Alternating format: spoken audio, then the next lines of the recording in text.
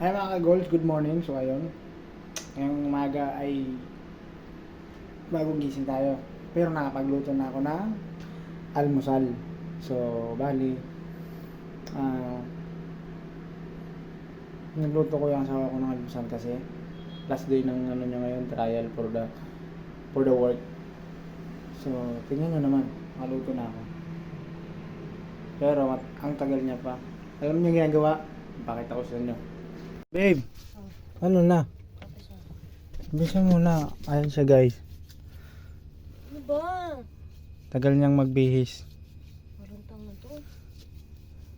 Kasi nanonood pa yan ng Dora.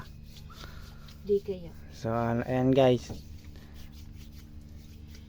Hintayin lang natin siya tapos mag-almusal na tayo. Okay guys. Bye-bye.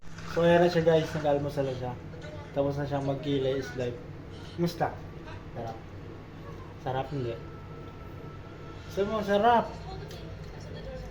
Papaya tayo dito. Baling lang? Maling dagnang guys, no?